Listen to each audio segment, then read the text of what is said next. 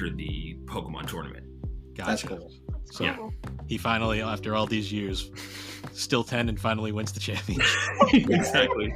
Hey, all right, give him a break. He's 12 now. All right. Exactly. He's grown up a little. He's matured. Yeah. since All then. right. Oh yeah. Despite having He's on the cusp of growing up. despite having like 7 birthdays during the show. Yeah. Oh man. Should be older than I am at this point. Yeah. Right. Well, it's funny because you look at that like I'm stretching time here if anyone is wondering. You look at that meme where it's kind of like it shows like Goku, Naruto, Tai from Digimon, and then Ash, and then it shows what they're all look like now, and they're all older, and then Ash somehow looks younger. Yeah. Right?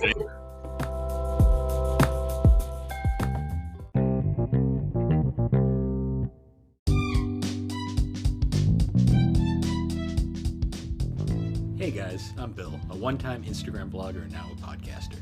And I'm Alex, the chaotic neutral, And together we are the Gaming and Collecting Podcast a brother-sister duo, that talks about gaming. and also anime. And don't forget the collecting, sometimes.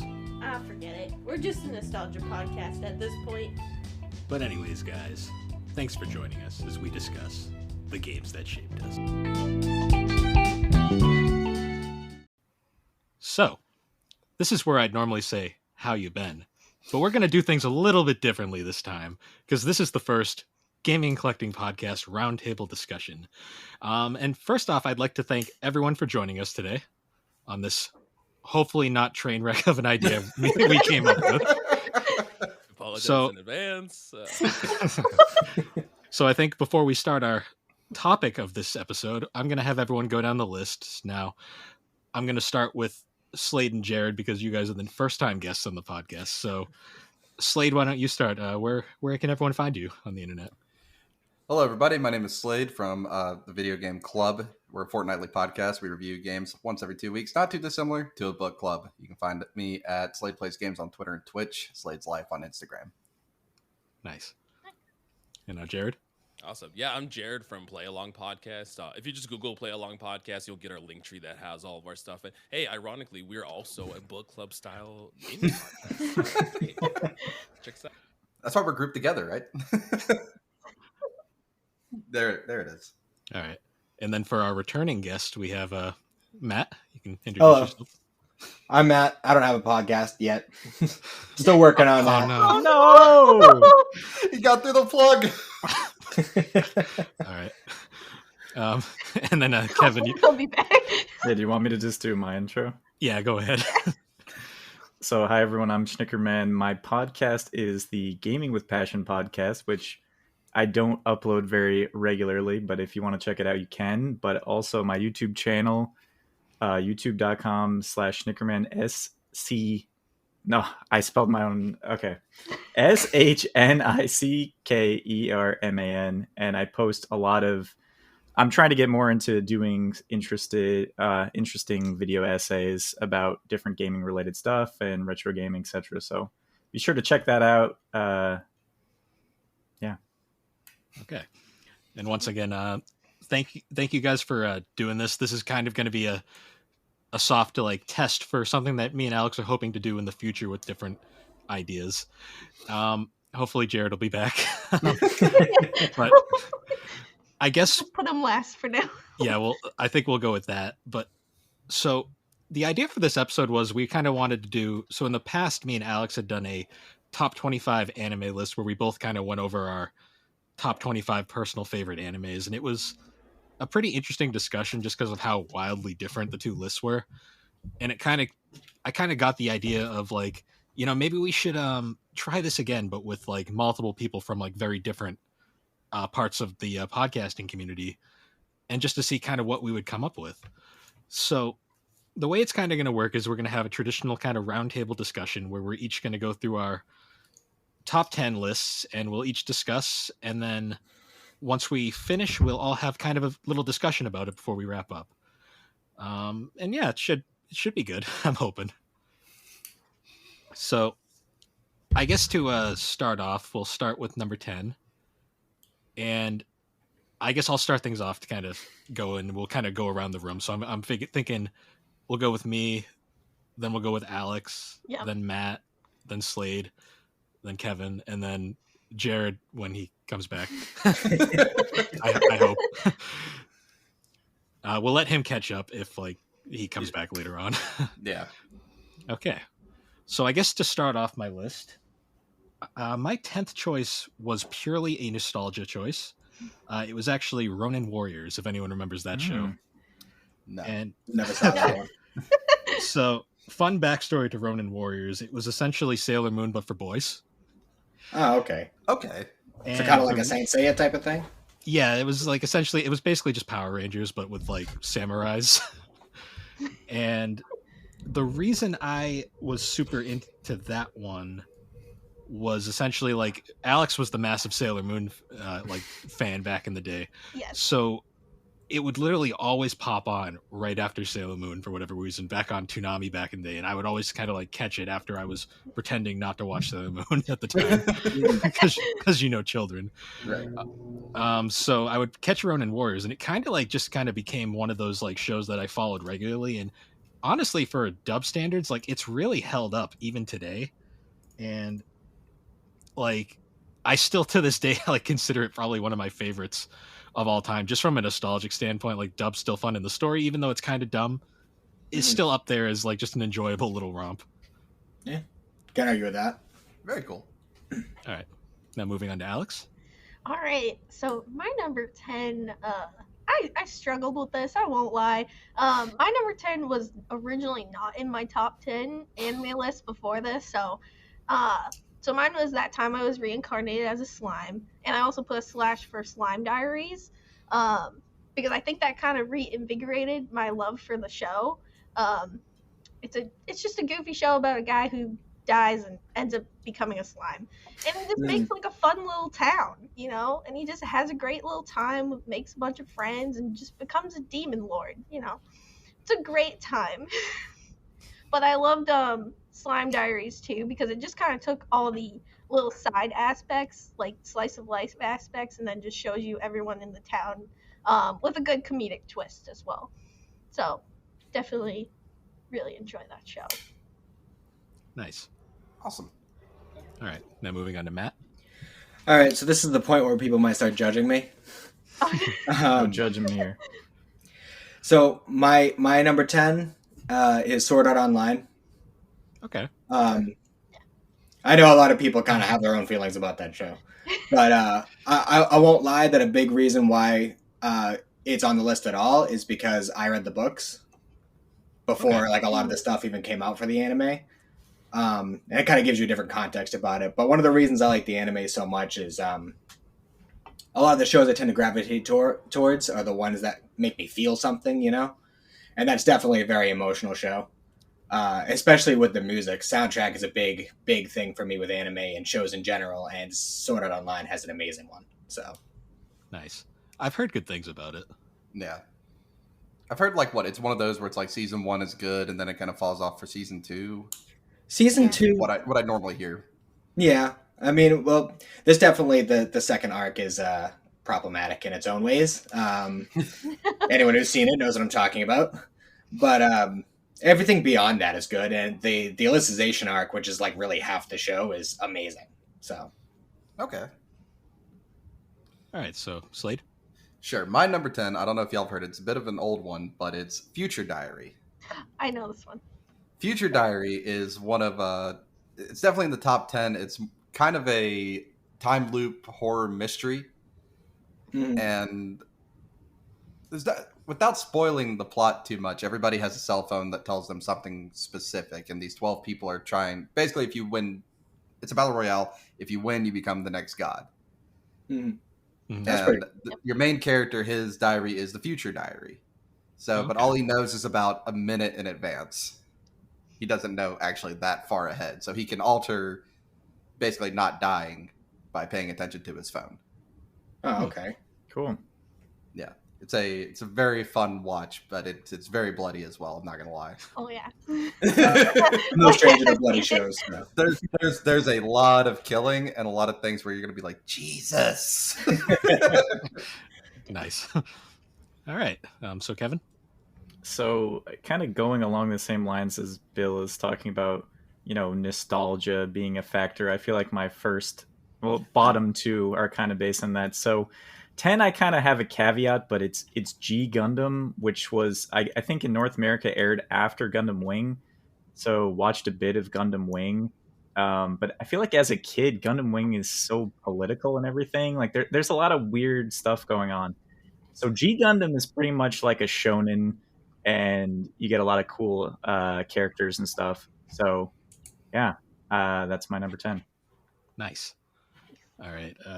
So Jared said he's switching computers, so hopefully he'll be back shortly. I think when he comes back on, we'll just kind of let him catch up with his, and then we'll go on from there. Yeah. And I guess you can see I forgot to put the bingo cards in the chat, but there you go if you want to play bingo along with it. Nice. I'm reading it and going, shit. Yeah. Let's see. Okay. So I guess I'll move on to number 8 in the meantime. So my number 8 choice. Now this one is like Your number 9. Yeah. number 9. I can't count. I'm dumb. Look, we're talking about anime, not math. Yeah. What's math? That Anyways, time I got reincarnated as a mathematician. I don't know. Yeah. Next isekai. I say this, and my job is very dedicated. It has a lot of math involved, but that's besides the point. Yeah. So my number 9 choice is so this one is a pretty old one, but it's probably one of my favorites from back in the day. Azumanga and I don't know if anyone's heard of Azumanga but Azumanga is essentially, imagine like Seinfeld the anime, where it is literally a show about 5 like high school girls, and literally it is a show about nothing. Oh, okay. It is just the random bullshit they get into on a daily basis. It is one of the probably one of the first real slice of life comedies that you can find. And anytime I go back and rewatch it, the show is so quotable. So many lines from it are used in memes these days. Definitely a recommendation, I'd say. All right. Yeah, I've heard of that one, but I never saw it. No, I'm always here for a slice of life though, so I will take it as a recommendation. Yeah. Yes. All right. So Alex? All right. So my number 9, and I'm just going to say it was hard to put this here, but a lot of it has to do with there hasn't really been a lot of movement with the series recently, so that's kind of why it's low. But my number 9 was Hunter x Hunter. I love the show. It's amazing. It's a great show, but I think the main reason why it's low is just because there really hasn't been a lot of movement with it. Especially with an anime, it's kind of unknown if they're going to continue it at this point. So that's kind of why it's low, but it's wonderful. It's so well. The music is great. The newest series, which was the reanimated series, is beautiful to look at, and it can get a little gory at times, especially in the last arc of it. But it's definitely great show. Definitely love it. And I gotta check the bingo card. It's on there. Yeah. All right. So Matt? Number 9. So I got original Naruto for my number 9. Okay. That's another kind of a nostalgia choice. It's actually particularly that one for me because I was 12 when I first discovered that show. So I was the same age as the kids. So it was one of those kind of, but, and spoilers, Shippuden isn't on this list. And it's not because I dislike Shippuden. I'm going to say that right now. It's because the pacing in original Naruto is way better than Shippuden. What, you don't like flashbacks every 4 episodes? I can deal with flashbacks. It's the filler arcs that they put in the middle of real arcs. Yeah. I could deal with filler arcs in between arcs. That's fine. But you put it in between a big serious fight, and that's kind of a problem. Yep. Okay. All right. So Slade?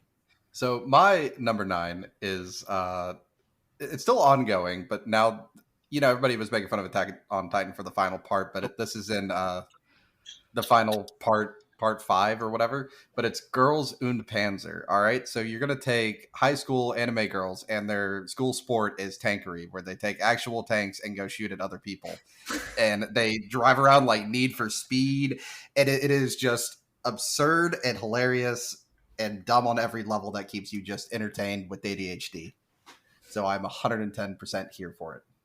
Oh yeah, that sounds outrageous. It's 100% outrageous. There's like one point where they're like, isn't it bad we use live ammunition during the battles? And they're like, yeah, but they lined it with carbon fiber, so it's all right. Nobody gets hurt. It's like the entire excuse.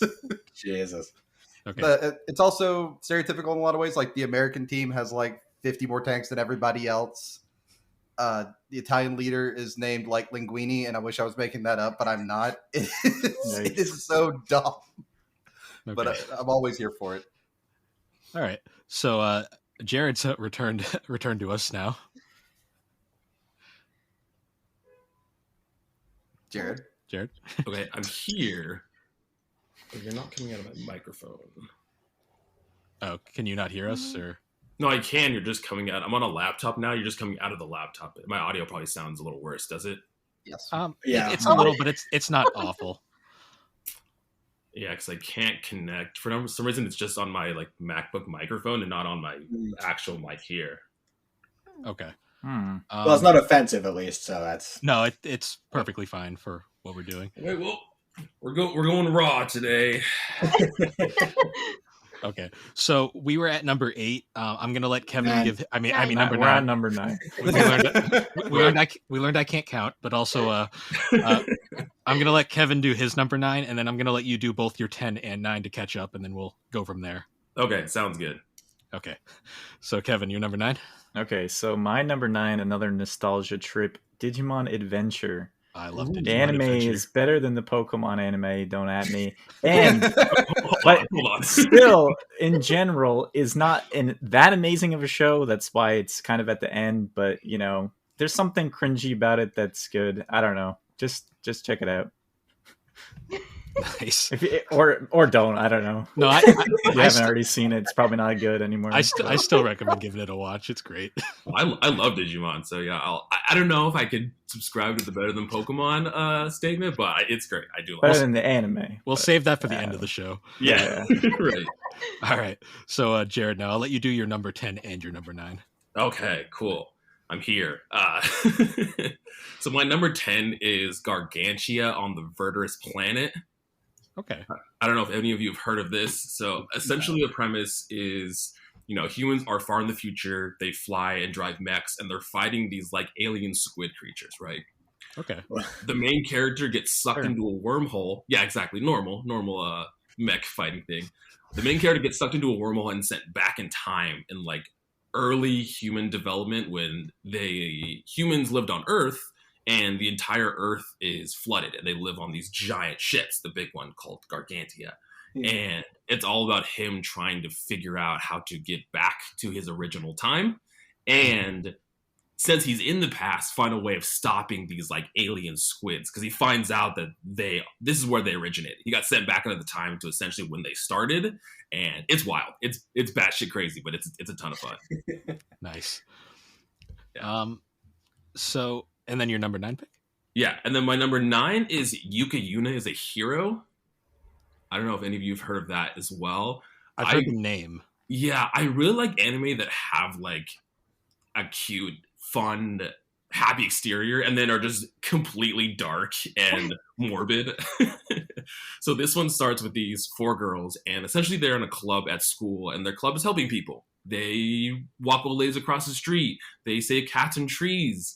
And they find out that their planet is like encompassed by this monster, this deity, this demon that is going to attack Earth.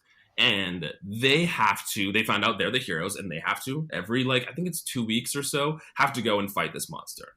Mm-hmm. What happens is every time they do fight the monster, it slowly wears on their physical bodies. So they'll lose the ability to walk and lose sight in one of their eyes. But it's very cute and middle school girl club, and it's wild. I love anime that's like that, where it's just it starts off cute, but then it just dives into some weird dark themes.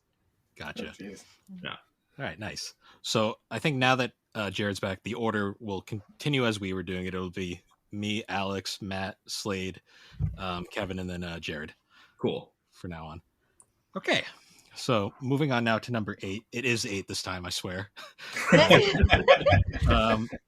My number 8 choice. This is probably one of the newer shows on the list, but my 8th favorite show is Comey Can't Communicate, and this one kind of came out of nowhere. Like I saw all the memes for it like popping up, and I was like, "What is this show?" And I just kind of love the whole premise of it's a girl essentially with social anxiety, and the whole but she's like an extreme, wants to be like an extrovert, like wants to be like out there with everybody. And I kind of just like the whole idea because like that's a very relatable topic, especially for like nowadays where like it's so hard to just get out and meet people. Yeah. And Right.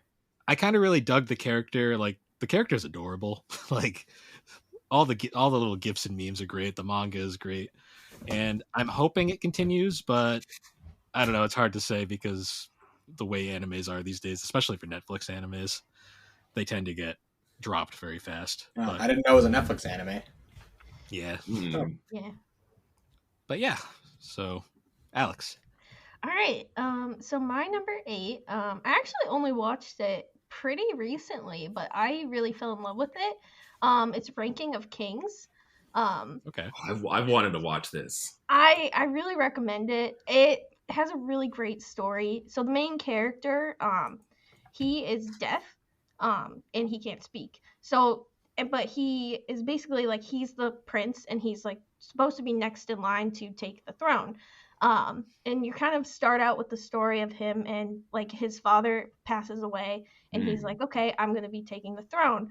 But instead, his brother gets crowned the next in line, and he's really upset, and he kind of has to go on his own little adventure to figure out like how he can become strong in his own way.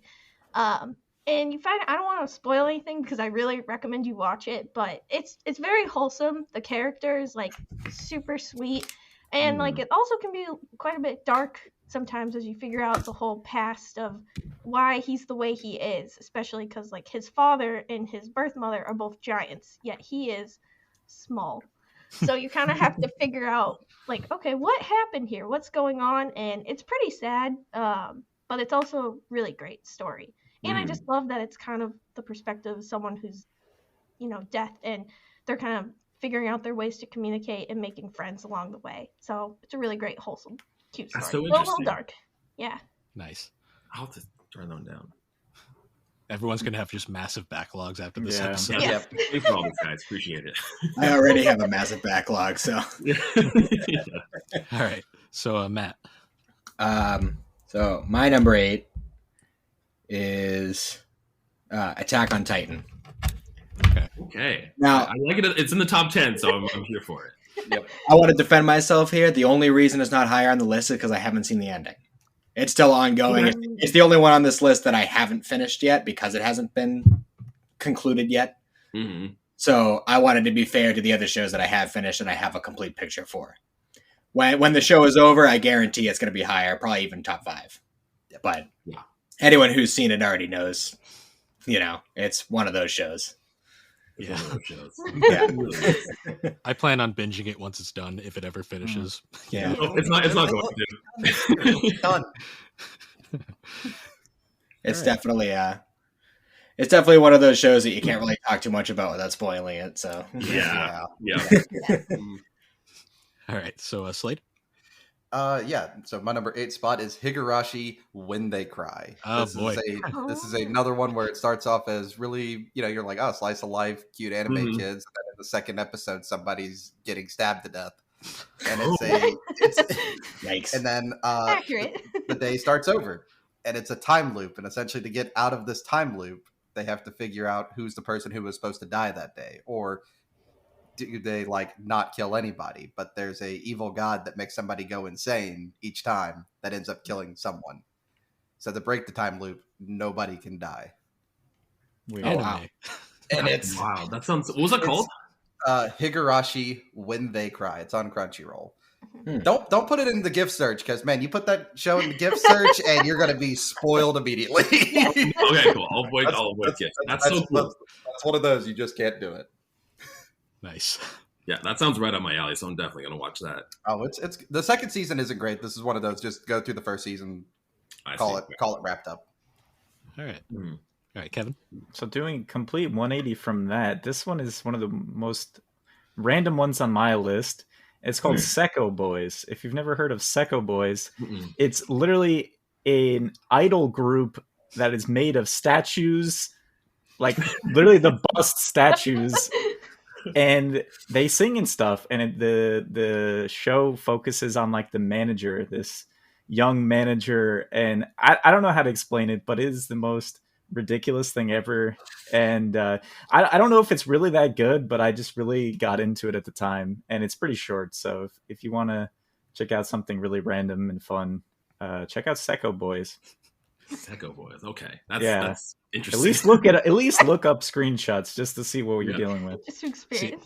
I love like anime descriptions because like you say that and like to any person outside of the anime sphere, you'd be like, "What the hell is that?" But to anime, you're like, "Yeah, I can see that." Right? Yeah, that sounds out. It's a complete. You ever notice they always start with "It's the most ridiculous," right? Yeah. In fact, audience, play a drinking game. Every time we say ridiculous, take a shot. I don't know. Good luck. Well, you're going to be messed up by the end of this recording for sure. Yeah. All right. So Jared. Okay, my number 8 is Children of the Whales. So this, I'm pretty sure this was a Netflix anime, but the whole synopsis is you follow a boy named Chakaru, and they all live on giant mud whales that go through this desert world. Yeah, ridiculous. Take your shot. And essentially, there's 2 types of people in this world. There's one's called marked, and essentially the marked have the ability to control things with their mind, but in doing so, they have a shorter lifespan. And then there's the unmarked that live normal, long lives. So you can choose to be marked and get these powers, but you're essentially deciding to have a shorter life. And they've only know of people living on the mud whale. They have never ran into anybody else, anything else. So they eventually get to an island and meet a girl, and the main character and their squad are very excited because they've now run into someone that they've never seen before. But this is another one that has a very unique art style, and it looks very cute. And then it gets super dark too, and gory. So I definitely know your type of anime now. Like I'm sensing a trend here for sure. Yeah. How many times have we said unique art style already? Has that happened already? Okay. Or things get dark. We're just adding to the list, right? Yeah. It makes sense in context. Right. Yeah, that's fine. Children of Whales. Nice. Okay, so moving on now to number 7. I can count, I swear. So my 7th favorite anime. Now, this one is probably the most completely out of left field on my list, just because it's one of the more obscure. But my 7th favorite anime is Golden Time, and so Golden Time is an interesting twist on the rom-com slice of life, where rather than being like most and taking place in a high school or middle school, this one takes place in college. So they actually get more adult like themes and stuff, and you don't have to be tied in by all the freaking like high school tropes, as you would say. Very cool. And the show also has kind of a psychological aspect to it with the main character, and I don't want to spoil it because it's a pretty big part of the show, but it is by far like one of my favorite, probably my favorite like romantic slice of life I've probably ever watched. Interesting. Nice. I gotta point out how bizarre it is that everyone's surprised that a show takes place like in the college years. In college, yeah. Something about anime, doesn't it? Yeah. That's honestly the biggest appeal of it. Is it's like you're not stuck by all the high school tropes anymore, and you can actually like tell unique stories for once. I thought it was like rule 1 of anime. You got to be like 12, right? That's 12 to 15, somewhere in that range. Yep. Yeah. All right. So Alex. All right, my number 7, it was a Netflix original, Carol and Tuesday. The show kind of takes place in a future where everyone on Earth is now living on Mars. And so it's very future, and it also has a lot to do with like AI. So in this future world, basically everything's kind of run by AI. there's cars, there's AI, like everyone has like a little personal AI with them. So it's a very future world. And the two main characters, this is a musical show, so it's all about the two characters, Carol and Tuesday. They love music, and one of them plays the guitar and one of them plays piano. And they both love to sing. And in the world they're in right now, most of the music is like AI generated. So kind of like how a lot of music is like pop, and like it doesn't really use a lot of classical instruments anymore. So they're kind of going into this world of they want to be two professional musicians. And it's kind of following them throughout their career, and kind of having to face some hardships and struggles, because like not everyone is initially interested in them because their sound is so unique nowadays. So it's an interesting take on, I guess, kind of like where we are now too, because now we're hearing a lot about those AI like images and stuff, and like what's next AI music. So it's a really good show. I recommend it to everyone, especially if you love good music. I love the music. It's all on Spotify, and it's really great, really wholesome. Nice. Yeah. All right. And it's on Mars. Yeah. Why not? What's not to love about Mars? All right. Oh, the lack of oxygen, maybe. But other than that, It really makes for a good Figured it out. Bit of a bummer. all right. So, Matt. We're on number 7, right? Yep. Yeah. My 7 is Cowboy Bebop. Classic. Nice, And, nice. I mean, that's another one of those self-explanatory. It's bounty hunters in space in the future, you know. And one of the reasons I put it kind of lower is because I usually don't go for anthology shows. You know, like each episode is its own story kind of thing. Right. But it's such a universal story that it couldn't not be in the top 10. Like, yeah. And that music. I mean, do you guys like jazz? That's the other thing. Oh, I love jazz. Actually, I have another one. The next one on my list is very jazz heavy too, jazz and blues. So Nice. All right, so Slade. All right, this is one of the big bangers from I guess this year, last year, but Chainsaw Man. I was waiting for it. And Chainsaw Man. Oh no. Chainsaw Man. I read everything before the anime came out, so that's probably why it's a little bit lower. There's a couple of discrepancies in the anime that's not in the manga, and now I have to be one of those people, and I hate it with a passion. But I don't want to. It's a recent one, 12 episodes. Go watch it. You'll like it. Don't worry. Everything's fine. It's nice. There's a little cute dog, and that dog's there the whole time. I promise. The manga, then you'll be fine. You'll enjoy it. Slade, you put that in just to trigger Liv, didn't you? Yes. Oh, lovely. All right, so Kevin. Okay, so my number 7 is Shaman King. I used to read Shaman King back in the day. I really enjoyed it. Couldn't afford all the manga to actually finish it. And I think there was wasn't it like a Fox Kids version, the original one? Yeah. I think so, yeah. But Netflix took it over, redid it. They really consolidated it. It's not perfect. That's why it's a little bit lower on the list, but it was a really fun experience, and I recommend that if people were interested in Shaman King to check it out. Nice. That's cool. Yeah, I loved Shaman King, but I haven't watched the new redone version of it, so I'll have to check it out. Yeah, I'm halfway through it. I need to finish it. Okay, cool. Yeah, power through the ending is cool. Yeah. Oh, cool. We'll get to that later. All right, so Jared. Yeah, taking a full 180 from my dark and gritty picks, my number 7 is The Disastrous Life of Psyche K. Oh. Nice. Yeah, I hadn't watched this. My cousin watched it, and he's like, check it out. And this is usually not something that I go to. I was like, sure, why not? And if you don't know, it's about a boy in high school who has psychic abilities, and he's just trying to live a normal life, but can't because he's incredibly awkward and uncomfortable. And it's hilarious. It was one of the few anime I've legitimately laughed at some of the jokes and some of the things they've done. But it's so fun. I usually don't go to anime, a lot of comedy anime, but I loved this one. So yeah, check it out. Nice. I know Alex watches it every now and then. Yeah. I'll watch it in the background and be like, yeah, I can understand the appeal of this. Yeah. All right. So moving on now to number 6. Okay, so this one might be controversial, but okay, here we go. My number 6 choice, original Dragon Ball. I like it. And I can dig it. I will warn everybody, it is the only Dragon Ball on my list. Oof. So Might have some problems here, Bill. Don't feel bad. Dragon Ball didn't make my list at all. Dragon Ball also didn't make my list, but I Nor love the Dragon honorable- Ball Z. Nor the honorable mentions. Nope. Ouch. This is why it's the Fight Club. But I guess to say why my favorite is original Dragon Ball. Mhm. I love the Dragon Ball series. Like, it's one of those nostalgic picks from my childhood and everything. Yeah. But to me, original Dragon Ball just has the best overall story and like pacing and progression. And I just I love the vibe of it. I love the whole like kind of like coming of age story that kind of comes with it. Mhm. And I think it's just got the best mix of like comedy and Yeah. not so much fighting, because actually I think Super did a better job with that. But to me, I just love the story of original Dragon Ball and just how it flows. Yeah.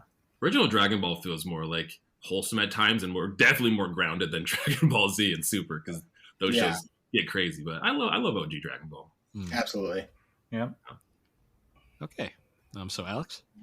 Oh, alright. I kind of like got distracted. Okay. My number 6 is Death Parade. Death Parade is a short show, only 12 episodes, but what's very interesting is it kind of covers the topic of what happens after you die, and kind of the process of like how you end up choosing to go to heaven or hell. So in this world, you actually end up, after you die, you end up in this world, and it's basically you're at a bar, and the bartender's like, okay, let's play a game, and we're gonna decide your fate, basically. So the first episode is kind of brings you with these two random people that they had just died in a car crash. And what's happening is they're a couple, and they're playing basically a game of darts, and when they throw a dart on the board, it affects basically a body part. So they throw it like at an arm, and then that person's arm feels the pain. And it basically kind of puts these two people together, it makes them mad at each other, and kind of makes their feelings come out. And then it kind of, basically at the end, it decides, all right, this one's going to heaven and this one's going to hell. Oh, wow. Oh, damn. That's intense. Alright then. Interesting. And that's just the intro. And then after this episode, you get into the main story where you're kind of following this woman who doesn't belong in this world, but she's stuck there. And it's basically the story of her accepting death. So it's really interesting. It's 12 episodes, but it's beautiful. And I will say the music is amazing. They have wonderful background music. It is a very calming experience, but also very like deep when you look at it. It's a very heavy concept. Oh yeah. I recommend it to everyone. Really great show. All right. So Matt? All right, I got another short show for mine for number 6 is Bakano. I don't know if anybody seen that one. No, I've heard of it. So it's a story. It takes place in about the 1930s. It revolves around the Camorra. It revolves around the Camorra in New York. I don't know if the Camorra is basically the mafia, but worse. But like the whole like premise is immortals mixed into all that. Like people who've been around since like early 1700s and how that affects everything. It's a really interesting story. It's only 16 episodes, and it has an interesting structure to it because there's 3 separate stories going on in the series, and you get a little chunk of each story in each episode, and it goes back and forth between 1929, 1930, and 1931. Okay. So it's a really interesting setup. It's a very good show, but it's definitely one that I recommend watching twice because it takes a little bit before you realize, like, okay, this takes place then, that takes place then. Right. But altogether, it's a very fun series. It's very wholesome, and hearing all the Funimation actors do Brooklyn accents are just delightful. Okay, that's all. That might have just convinced me on its own. Pardon me 1 second. My mom's calling me. All right. Good. All right.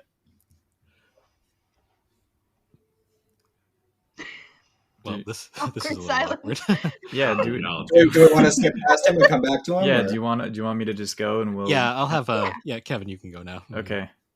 So my number 6 is Dr. Stone.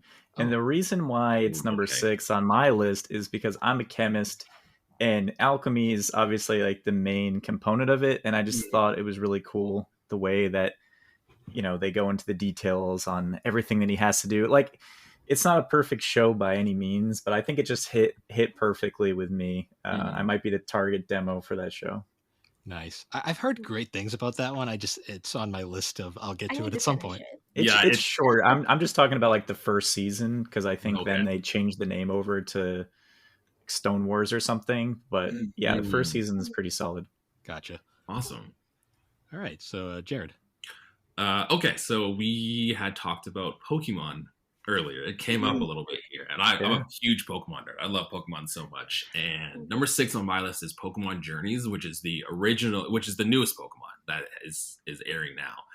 Okay. What stood out about this show compared to any of the other? Because I've been watching Pokemon since its inception. I watched the original anime all through most of the shows, but this is the first one that really felt like interconnected world. It seemed every season or every region really just took place in that region, and experiences and characters you met outside of those regions or seasons never felt like they connected or never felt like they came up again. They felt like independent from one another, but this one really feels like a completed world. They travel to all of the regions, they meet characters and meet protagonists from previous shows and previous seasons. So it's been great. I love the Pokemon anime. I would say that X and Y has like the best animation. For some reason, they just dumped all their animation budget into that for some reason. But yeah, Pokemon Journeys is my number 6. So where can you watch that? You can watch it on Netflix. I think it's all on Netflix. But with some of the recent stuff, I just find websites where I can watch it because it just airs in Japan and I can't watch it. So I'm like, I want to see this. Fair enough. You piqued my interest with it because I've only seen up to like Hoenn like back in the day. So cool. Yeah, I stopped at like Diamond and Pearl. That was like the last. When they changed the voices. Yeah. Diamond and Pearl was all right, and then Black and White was just really bad. X and Y also is bad. I mean, they're all cringy. They're all like super cheesy anime. But because X and Y went hard with the animations, Pokemon Journeys really felt like a whole world. Like you'll run into like Misty and Brock and May. Like they will be in a big part of the show. And right now, because they're officially retiring Ash, they're doing the 12 episodes, which is aimed to be a master, which follows him. And same thing, he's traveling again with Misty and Brock, which is super nostalgic. And they're going through all the regions with those 3. So super cool. So it is set in the canon of the anime, just it's not like Origins, which was kind of like its own original story based off the games. Right. No, so this one is after Ash, it's following Ash after the events of Journeys, after the Pokemon tournament. Gotcha. That's cool. So he finally, after all these years, still 10 and finally wins the championship. Exactly. Hey, all right, give him a break. He's 12 now. All right. He's grown up a little. He's matured. Yeah. All right. Despite having, he's on the cusp of growing up. despite having like 7 birthdays during the show. Yeah. Oh man. Should be older than I am at this point. Yeah. Right. Well, it's funny because you look at that like. I'm stretching time here if anyone is wondering. You look at that meme where it's kind of like it shows like Goku, Naruto, Tai from Digimon, and then Ash, and it shows what they're all look like now, and they're all older, and then Ash somehow looks younger. Yeah. Well, there's that running theory with him in that first episode of the anime where he gets like struck by lightning from Pikachu, and he sees that he's just in a coma, and this is just him just living out his life of trying to be a monster, and he just doesn't age. That coma theory fucked me up more than any of the other cartoon theories. Like, I was like, not my boy. Oh no. I heard like an extension of that one though is that when he wakes up from that coma, that's when he becomes red, and that's why he's not like. Oh, I like that. Cool. Okay. That's why Red's always silent. Oh, that's actually an interesting take. That is an interesting take. I like that. That's cool. But yeah, if you're interested, check out Journeys. It's a lot of fun. It still has its like weird, quirky moments for sure. Yeah. But seeing them travel to other regions and meet other people, and what's cool too is usually with Ash's team, it's reflective of whatever region they are in at the moment. And this team, he has Pokemon from all generations. He has a whole team and everything. And in the Aim to Be a Master, that 12 episode series that they're doing right now, he goes back and reuses some of his old team. So he brings back like Blaziken, and he brings back Sceptile, and he brings back all of those people. That's awesome. All right, so now that Slade's back, we skipped you just to go through, and we'll have you do your number 6 now. Okay. Did I miss anything on the bingo board while I was gone? I said Pokemon, so I don't know if that was on there somewhere. It is. I DM'd you on Discord the bingo for sure. list if you want to play. Yes. Okay. And then I guess I can send more of what everybody's named. Yeah, so number 6, it's a great one. Love is War. Okay. Love is War is one of my favorite rom-coms and never ceases to make me laugh. It has one of the best animated characters of all time that you never see, Sir Ian Sinclair doing the voice of the narrator. Never The narrator's makes me laugh because he's a mood and he understands what the audience is going through. the narrator's the hilarious. best. He's the best character in the show. He's honestly the best character. Love is War. It's basically about 2 high school students because anime, and neither one of them want to admit they're in love with the other one, and it's frustrating 3 seasons. Oh, God. Just tell each other already. Come on. Yeah, you're gonna be yelling at the TV, and like I said, the narrator's a mood, and you're gonna agree with him half the time. Yep. I love sassy narrators. Oh, he's the best. he's up there. Well, especially because it's Ian Sinclair, and everything Ian Sinclair does is over the top.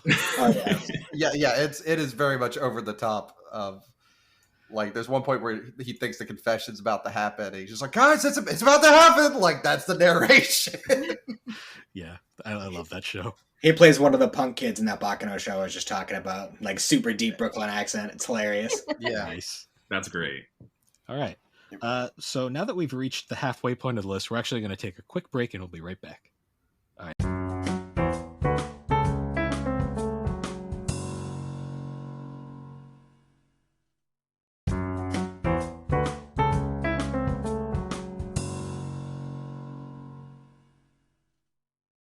And we're back. So continuing on now with our list, we're going to go with our round out the top 5. For my number 5 choice, here's our first repeat on the list. Oh, here we go. I also have my that time I was reincarnated as a slime. There it is. Nice. So this was a show that originally I had bought the Blu-rays for, but I just kind of never watched it. It was one of those classic went on the shelf and just kind of was like, I'll get to it eventually. And then Alex decided to add it for one of our anime swaps that we did in the past. Yep. And I ended up, I think, falling more in love with it than she did. I guess so, yeah. Because like she said, it's just such a goofy premise of essentially an average guy gets murdered and then gets reincarnated as a slime in a video game world. And he is OP and everybody loves him. And it's just the ridiculous like shit that happens in that show that goes on. Like every character is hilarious and it's just a funny, goofy show. A little fan servicey for my taste personally, but Yeah. for what it is, I can ignore that and just go on with it. All right, so Alex. Yeah, okay, so my number 5, this may be a shocker to some of the people who know me, but it's JoJo's Bizarre Adventure. It used to be my number 2, so it got bumped down to 5, but I still love this show. I recently rewatched parts 3 and 4, which are like my 2 favorite ones, and my 2 favorite Joestars. And it's a bizarre, weird show about a bunch of family who all have names with Joe in them, and and they're just sometimes they're fighting this guy named Dio who's a vampire and it gets all crazy, or sometimes they're fighting a guy who's a murderer with a hand fetish. That's just the levels of the show, and it's great. It's a great time. I love the musical references with all the stands and stuff, and The it's poses. a good time. But So you're telling me the show called JoJo's Bizarre Adventure is bizarre? It's bizarre. no, I lied. This is all just about a salaryman and his life every day, and his Yes. name's just Joe. I think that probably is an anime for all we know. Wouldn't be surprised. Doesn't that have I've one never person seen started? JoJo. I've heard good things about it, but I've never seen it. It's a time. It's a great time. I'm sure it'll eventually be an anime swap at some point. Yeah, at some point. I'm gonna make him watch it. It's gonna happen. Slade, I think you're muted. I was saying I agree with the JoJo, but there's a point where you're gonna be like, man, it could get weirder than this, and it does. It does? Okay. Yeah. That's good It to know. does. I've only gone through part I've 3, heard and so even many I've good things. Nice. All right, so Matt. we're on number 5, right? Yes. Yeah. My number 5 is Yu Yu Hakusho. Nice. Oh, nice. Just a fair warning, everything on my top 5 with one exception is all nostalgic choices, so That's But fair. Yu Yu Hakusho was like, well, first of all, Yu Yu Hakusho was the show that made me like really discover like, oh, voice actors, that's a thing. Because I was watching Dragon Ball Z at the time, and they just used all the same actors for that. But Yep. I don't know, it just like, to me back in the day, it felt like a much more well paced Dragon Ball Z, just with more blood and more swears. But it's just a really fun series overall. Yeah. And to anyone else who's seen it, the first episode still makes me cry every time. So, oh man, it is a hard open. I will say that. yeah, man, that scene in the wake. You know, I honestly, the Kuwabara scene hits me worse than anybody else. But nice. All right, so Slade. My number 5, no surprise. My Dress Up Darling. This is one of my favorite. One I wanted to watch too. This is one of my favorite slice of life. Super popular girl ends up with the loner guy. Very stereotypical plot, but his whole thing is that his whole life he's just been making Hina dolls, those like traditional Japanese dolls, and then he starts making her cosplay, and slowly she just like falls in love with him. But he's just dumb and oblivious. He just wants to make the pretty outfits. But near the end, he's starting to realize his own feelings, and it's kind of cool to watch them both grow up and mature in a way. And reading it has been quite a blast as well. It's funny because there's like 5 shows out right now that all have this similar concept, but they're all like a very similar plot. But they're extremely different at the same time. Yes. It's weird. Yes. All right, so Kevin. So my number 5 is another Digimon series, Digimon Tamers, which is the 3rd season of Digimon, which has the red dude, the green dude, and the yellow Digimon. The reason it's higher up on the list is, unlike the first 2 seasons, it gets a little bit deeper, and it just has more dark tones in it, especially at the end of the series. Yeah. And it just gets really good. So yeah, if you want to get into Digimon and you haven't seen any of it, I would actually recommend you start with Tamers, which is the 3rd season, rather than the other ones. And it's not connected to the other 2 as well, so you can like just watch that. They're all individual, yeah. Yeah, that one's a classic. All right, and Jared. Okay, so I'd like to my top 5. We'll say we'll have it under the category as pretty basic choices, pretty safe choices for sure. My number 5 is going to be Jujutsu Kaisen. It's good. Yeah, it's good. It's good. I fell in love with this, and more so, you know, my wife doesn't watch a ton of anime with me, but she really got into this. Like, we binged the show, and then right before the movie came out, and then we went to the theaters and watched the movie too. So it was like, not only is the show really good, it's really well animated. I mean, it's like a shonen, so it has similar plots to a lot of that, but the experience that I got to sharing that with her, and then going to the day of movie release was just a ton of fun. So yeah, I love it. Yeah, that movie was great to watch in the theater. Oh, it's so good. It's a lot of fun. I'm sure Alex is going to make me watch it at some point. So. It's good. Also, the animation's from Studio Mappa, who's those that they don't go home or anything. They just live in the studio. Yeah, they don't. They're constantly working. They have like the beds in their studio, and they're just like working in their sleep. Yep. All right, so moving on now to my number 4 choice, we have once again another repeat. My 4th favorite anime is Kaguya-sama: Love is War. There you go. Just kind of take everything Slade said and just copy paste. What he said. I love that show. I will say I'm reading the manga right now, and it gets very deep after where the anime ends. I will say that, Nice. and I will. Okay. I can't wait till the movie gets dubbed because I'm going to watch the shit out of that. So, all right. Now I'm going to move on to Alex. All right, my number 4 is Haikyuu. If you don't know, this is the volleyball anime. Yes. And I just I was not a sports fan anime. Like, they really aren't things that I was drawn to. But I was like, you know what? I keep seeing a lot of this, so I'm gonna give it a shot. And it's great. You basically follow like 2 characters. One of them is like this volleyball prodigy, and another one is this kid who like hasn't even been able to get a chance, but he kind of fell in love with the sport after seeing this guy called the Little Giant, because he's short compared to everyone else on the team. Short kings out there. Follow them through their whole high school volleyball careers, and like I like it because like they don't always win. It's a struggle, and they have to work like really hard. and I guess too, like I did dance for years, so I relate to the struggle and the having to work hard for it, and I just love it. It's really great, and the animation is really good too. But I will say, after season 3, the art style changes because they had a studio, and I think the reason why is hilarious. The animation studio that got fired because they were making yaoi art. And they got fired because of it, and then they had to get a new animation studio. So, oh man, that's great. I think it's hilarious. And I mean, if you watch it, so you kind of get it sometimes, since it's a lot of men.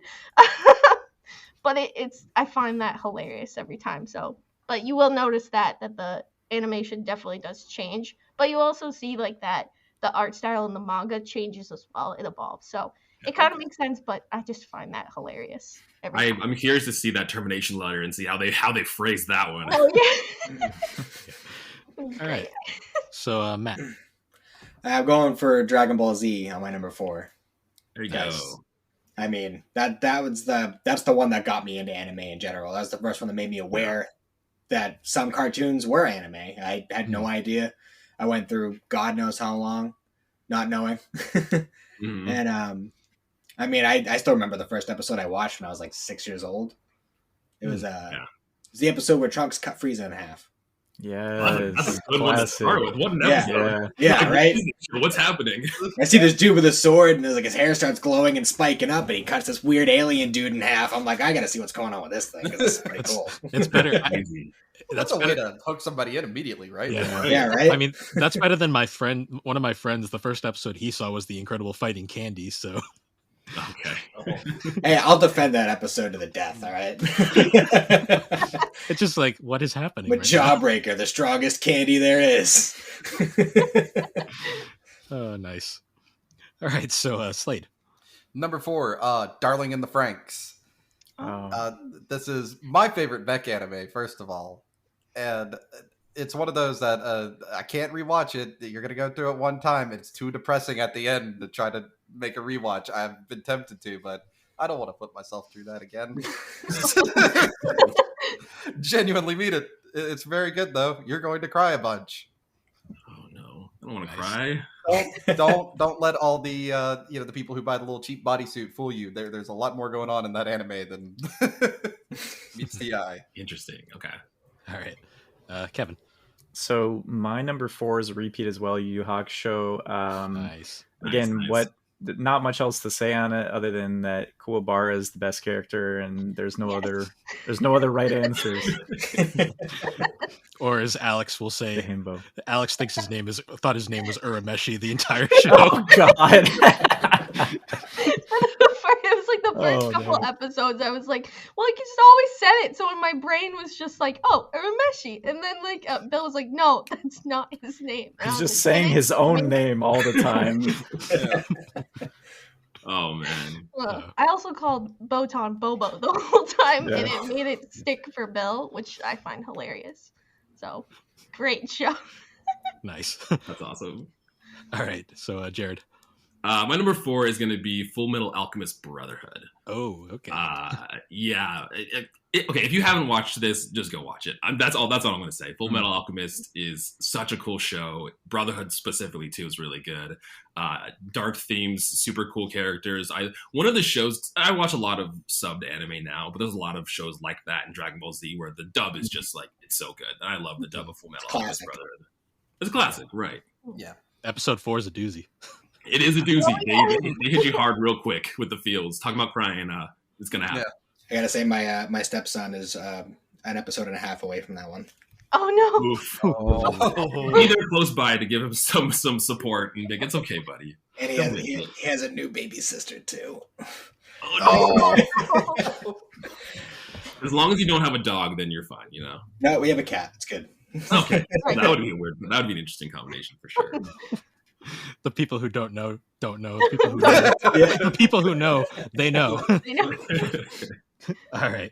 So moving on now to rounding out the final 3. Yeah. For my third favorite anime. So this one's another really out there one, but it's probably one of my all-time favorites. My third favorite anime is My Teen Romantic Comedy Snafu. So Oh, this show is very hard to describe because it is a very bizarre concept. Basically, at first glance, you think this is another one of those stupid harem animes where it's the one guy with all the girls around him. Mhm. But then you watch the show and you realize it is actually a show about philosophy and how like people kind of suck, and like you have to understand you kind of understand that the world, like, not everybody is 100% true, and there's a lot of two-faced and fake people in the world. And it is a show that you kind of have to watch a few times to truly grasp the concepts it's trying to push. Mhm. And that's kind of where I'll leave it at that, because I honestly it's one of those ones you kind of have to watch to get an opinion of, because not everyone gets the same opinion from it. yeah. All right. So, Alex? All right, my number 3 is Dragon Ball Super, which Dragon Ball Nice. Super was what got me into Dragon Ball. And now I'm obsessed. Now it's great. And I think too, it's number 3 too because I loved superhero. Mhm. Mhm. Because there's 2 super. It was awesome. It's really super. It was really super. But it was awesome. I just love I always will laugh at scenes. Like my favorite scene in the world is the I forgot my tractor where he's Yeah. flying Yeah. his tractor. That's It classic. just lives rent free in my head. And I don't know, I loved it. And I love the Tournament of Power theme, and I'm really upset it's not on Spotify still. Oof. Yeah, it's Really? such a banger. It's such a good bop. In There's like covers. 5 years. There's like I know. Really taking their time. Yeah. there's Yeah. like covers of it, but the official version is not on Spotify. Yeah. It's very depressing. So weird. Yeah, I really want it to be there, but this definitely got me into Dragon Ball. It's that perfect mix of me of comedy and action, so I really enjoy it. It accomplished everything GT failed at. Yes. Yeah. Oh, I love GT. I have a soft spot for GT. I know Well, people don't love it, but I don't hate GT. I definitely have gone back and watched it multiple times. So, yeah. Same. but I'd be lying if I said that they succeeded where they wanted to be. Fair. All right. So, Matt. Number 3, I got Death Note for my number 3. Classic. Nice. This was the first. This was the first like kind of more mature anime that I had discovered on my own, watching Toonami late night at my dad's house on Saturday. And it's also the first show that I showed my wife that proved to her that anime wasn't all just girls with big boobs and No joke. weird Japan stuff. So that shows the reason I've gotten her to watch things like Attack on Titan and Full Metal Alchemist and stuff like that. So That reminds me of the meme. It's like when you're watching anime and it's like when your mom walks in or something and it's that one scene and you're like, it's not all like this. Trust me, that's always how it there's more happens plot. too. They always walk in at those exact moments. Yep. Yep. But Like it's not all like this. I promise. It's just this moment. But Death Note's a good starter anime for people who Yeah. are kind of meh about anime. So Nice. All right. Slade. All right, I'm gonna go kind of opposite of that. Number 3, Licorice Recoil. So if you haven't seen this, basically Japan has a 0 crime rate. How do they accomplish this? Well, anybody who's going to put a booger on the underside of a table, throw some litter down, or anything like that, just gets assassinated by a high school girl with guns. They're known as licorices. There's also a boy version of them. I can't remember. They're not important because we're here for the 2 girls. And it is weirdly wholesome and cute, but also at the same time, yeah, they're just shooting people for the smallest crimes. But hey, they got that 0 crime rate, and nobody questions that. That's crazy, and that's a wild concept. Dude. That's really interesting, actually. It's getting a season 2, which I'm really excited about. And Nice. it's like a quick 12-episode watch. The dub's actually really good, Mhm. so definitely worth your time. man, people in Japan are so fucking creative. Yeah. They come up with the Yeah. craziest shit. It's like thinking about how do we stop all crime? I don't know. Shoot them. Sure. It's the Thanos approach. If I just kill half these people, then we can feed them. Yeah. There's like a whole like government subplot too to make sure that the high school girls stay like incognito, and that's why they use them essentially because nobody questions it. Wild. Yeah. Oh, it's very wild. Nice. All right, Kevin. Okay, my number 3, oddly enough, is a anime that starts with 3, which is Trigun. And Trigun is, I don't know what it is about the show. I know they did a new one. I started watching it. I couldn't really get into the new one for some reason. Mhm. But the old one, the music, Yeah. Like the animation looks outdated, but it's still like classic older style. And Vash the Stampede is just an amazing character. Just the classic like badass, but at heart he's really just a goofball, and he's trying to do things for the betterment of mankind. And yeah, just love Trigun. Nice. Trigun's good. I liked the new one too. That and the superhero movie are like two good examples of like good 3D animation. When I saw them, like, hey, this is good. Like I actually like this. There's not many, but those ones I really like. Yeah, they're getting better at it. They're getting better at it for sure. All right, and Jared. Okay, so my number 3, which used to be my number 1 for a while, another basic pick though, but it's Naruto. Nice. And this is I'm encompassing everything: Naruto Shippuden, and you know what? I might get flack, but to an extent, Boruto. To an extent, it gets better. It gets better as it goes. There have been some good fights that I thought were well animated in Boruto. Everything else, the first like 80 episodes are filler. I understand. I get it. It's not great. Yeah. But yeah, Naruto was one of the big ones with Dragon Ball Z and all of that I watched as a kid, and it was a heart pick. I watched all of Naruto through Shippuden. Seeing the very end of Shippuden was great too. Going back, some of the fights are a little hard to watch, just in terms of like animation that we've gone to in more modern shows. But I love the world building, and I have. If I had actual applicable knowledge to like Naruto lore in my head, I'd probably be a more functional. Fair enough. Yeah, I love Naruto. Yeah. All right. So now rounding it down to the final 2. So my second favorite anime of all time. This one is one I discovered very recently, but I have been obsessed with it ever since, and that is Fruit Baskets, the 2019. Ooh, nice. Oh, I'm in the middle of watching that myself. Oh, I love Fruit Baskets. Get ready for depression. Yeah, you ready to be such. Ready to be sad and hate all parents. Yeah. Yeah, so Fruit Baskets is one of those shows that I completely missed it when it first came around with the original 2001 anime. Mhm. And so me and Alex were just walking through a Walmart one day, and she saw Fruit Baskets season 1, part 1 chilling on the shelf, and she's like, "Oh, that's Fruit Baskets. They just remade that. You might like it." And I was like, me being who I am, just was like, okay, and just bought it without even questioning it. And it took me maybe like a year to actually watch it. And when I finally sat down, like I was like hooked from like the start. Like I couldn't put it down. Yeah. Like that show, once you get into it, it just sucks you in because you're like, what's going to happen next? Like, why is this wholesome anime all of a sudden just punching me in the gut every 3 minutes? like, why is this super like wholesome character like literally getting her life just like beat down because this whole family is a mess? Yeah. Yeah. I love that show so much. I haven't watched the new one. I've only watched the original. Is it just like a 1-to-1 remake of it, or is it there's like some difference from the original? It is It finishes it. It's the whole manga. It also is a more faithful. It's basically kind of like, so a lot of people jokingly refer to it as Fruit Basket's sisterhood as a reference to a brotherhood, Metal Alchemist, because it's essentially it's a more manga accurate. Okay, cool. I'll have to check it out. Yeah, like it's definitely like if you've seen the original and you watch the first season, you'll be like, this is very similar, Right? but it's different enough that it's like you understand why they redid it and how it's more accurate to the manga. Gotcha. Okay, cool. And you'll cry. Tears are to be expected. Yes. All right, so Alex. All right, so my number 2, I actually discovered this not that long ago either, but I fell in love with it. Is Welcome to Demon School Aruma-kun. If you haven't heard of it, you might have seen this guy with like blue hair that kind of sticks out like funky, and he's in a blue school uniform. But basically the whole premise is that this character Aruma, his parents just suck. Like they're just the worst, and they sold him to a demon for money.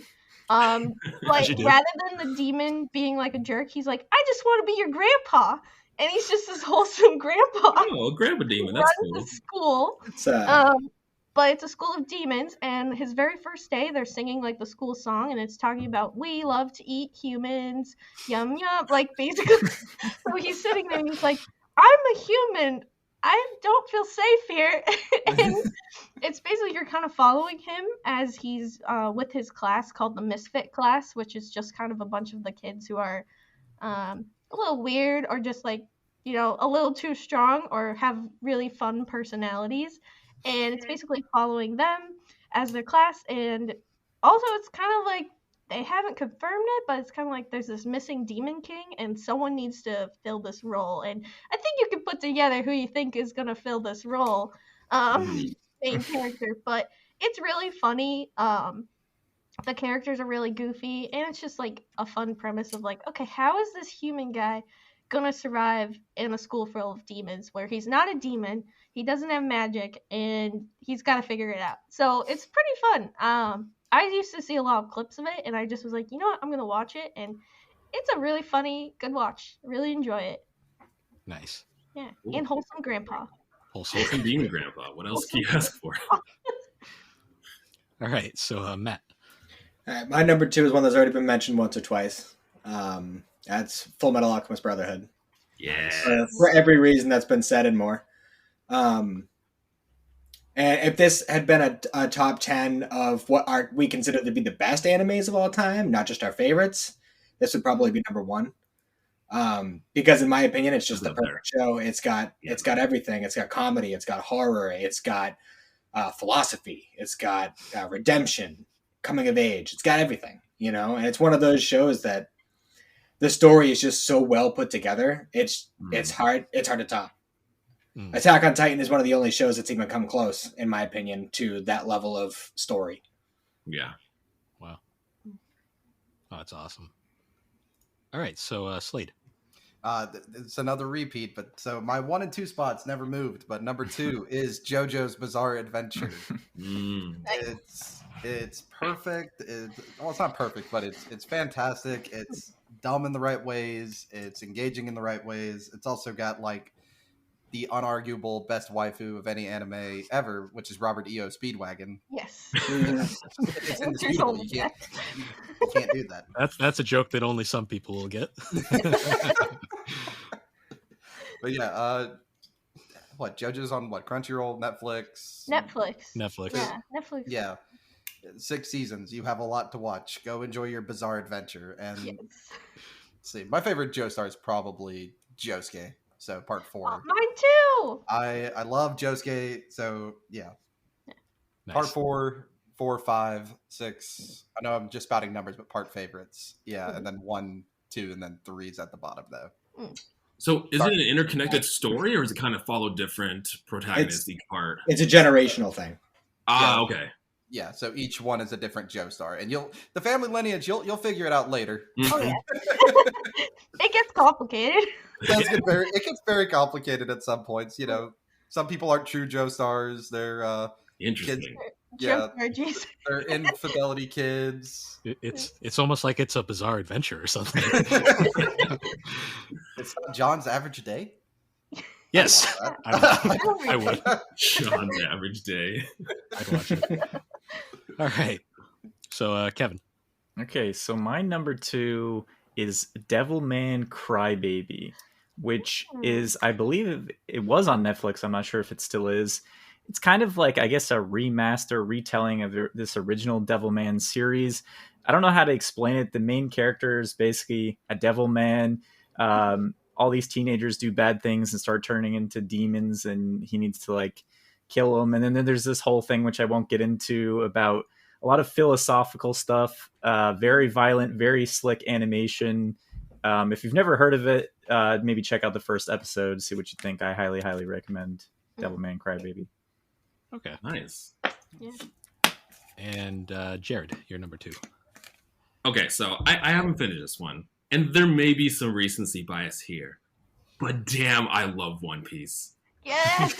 I just started it last year, and I'm maybe 500, 600 episodes in or so. Mm-hmm. I know that sounds like a lot. Halfway, isn't it? Yeah. About halfway. Yeah. As of now. This is the thing for me too. It's just everyone's like, oh, it's so long and it's too much. But for me, it hasn't stopped being good. There keeps being more. I'm enjoying this. Oh, there's still more. There's more good that I can enjoy. That's awesome. and it has everything. It's super goofy. It gets serious. Like some of the themes it talks about, like in some of the arcs, is like slavery and human trafficking. And when I got to some of these parts, I was not expecting that at all. And I think it does a great job with building up its characters, its main cast, and world building. And again, haven't finished it. Probably not very close to finishing it. But just the episodes I've watched have already put it up on the top of my list, and I'm enjoying it. Nice. Are you pre or post time skip? I'm pre time skip right now. Gotcha. Yeah. Okay. All right. So we've rounded out the top 10 aside from our number 1 pick so far. Yeah. This is now the point where I'd like everyone to just kind of give a couple honorable mentions. You don't have to get super deep, and it's completely optional. Okay. Just a few shows that just didn't quite make the list, I'll say. Mhm. For me, I'll throw mine out real quick. Like Spy Family is a big one that was hovering on the edge of it, and I just kind of was like, That was on my list too. Yeah. I was like, not yet. Another one for me was a show called Hayuka. That's another one I'm very big into. Full Metal Alchemist Brotherhood is definitely an honorable mention. It's in the top 20. It kind of shuffles around as it goes. And then another one that's an honorable mention I'd like to say is Full Metal Panic, which is my only mech anime I really enjoy. Oh, interesting. Okay. All right. Alex, your honorable mentions. All right. So for me, some honorable mentions I would say are One Punch Man. I love this series. I know season 2 wasn't everyone's cup of tea, but I am pumped for season 3. Can't wait. Mob Psycho 100. Love that series. I still need to watch the new season. But I'm on the edge because they have a new dub cast, so I'm nervous, but I'm excited to watch that one. Assassination Classroom, I think is just a classic. Really great story, makes you cry. I cried a lot at the ending. The Disastrous Life of Psyche K on my list. I love that one. It's a great go-to. And then for me, one that was really close to the list was Parasite the Maxim. I love that one. It's really good story. Very gory. A lot of blood. A lot of body horror too, but very good. Really love that one. All right, Matt.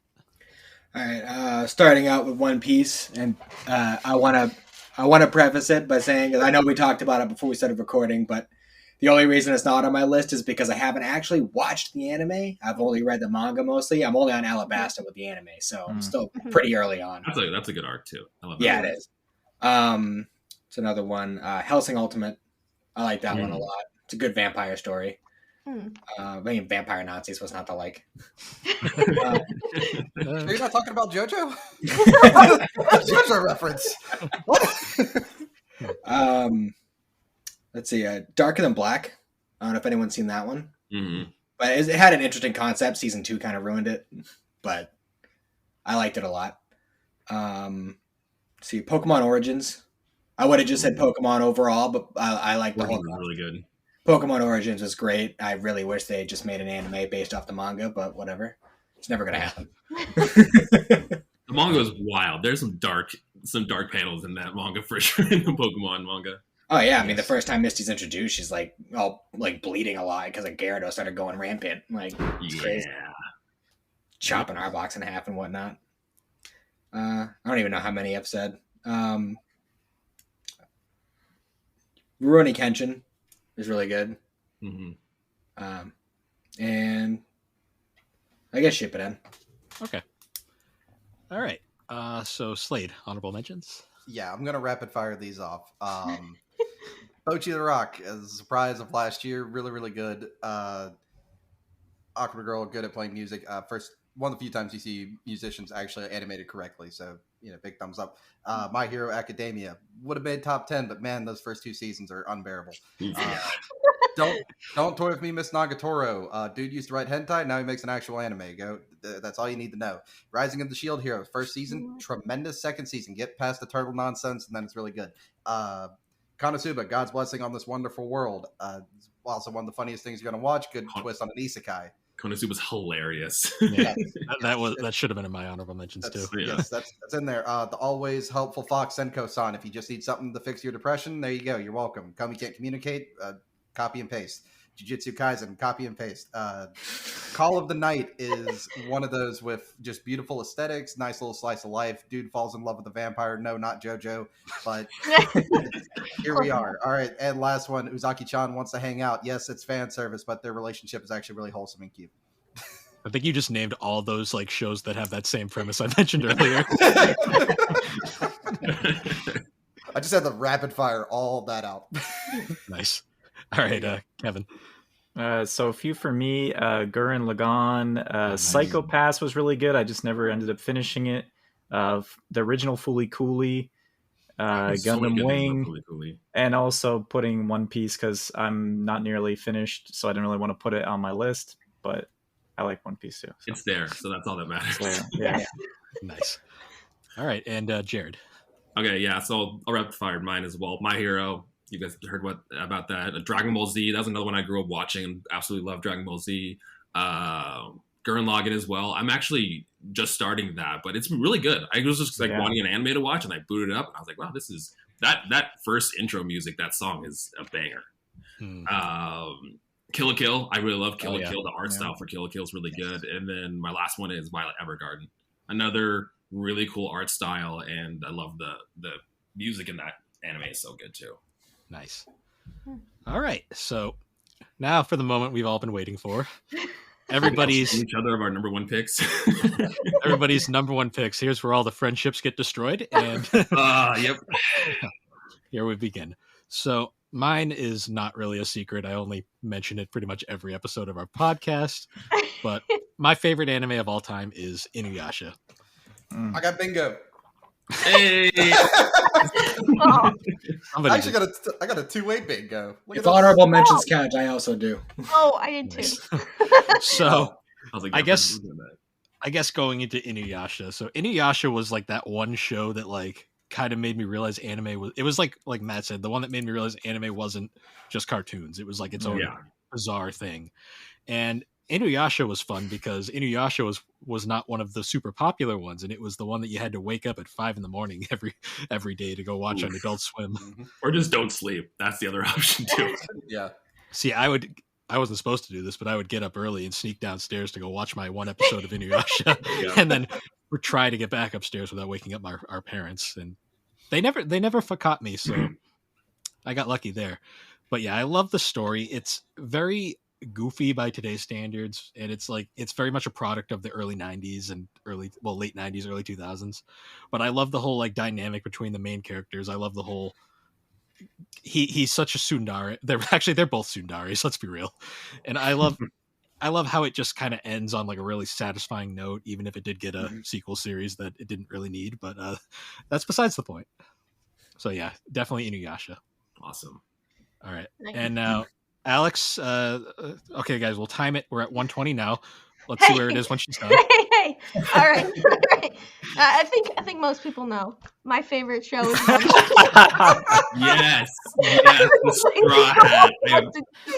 That's amazing. It doesn't stay with my headphones, but you get the picture. It's my favorite show. It is great. Kind of like Jared was talking about, it does tackle a lot of like subjects you wouldn't expect, like slavery,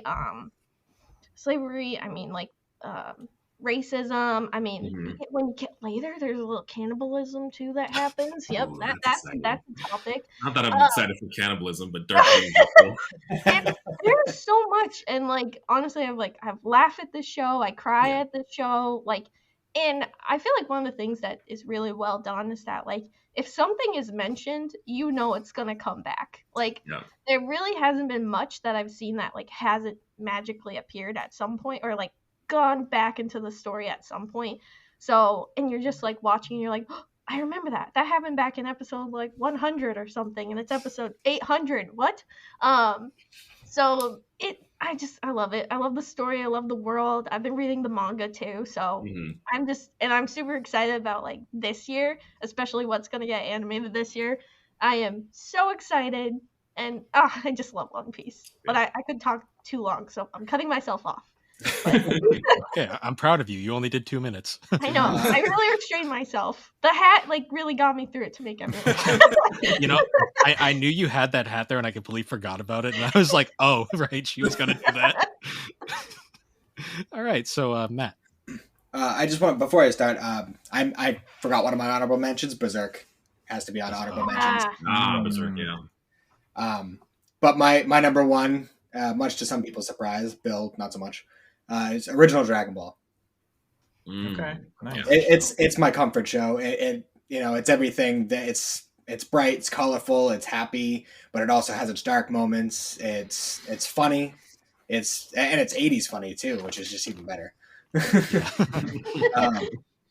don't know. It's just that's the show that I put on when I'm having a shit day. It's the show I put on when I'm having a great day.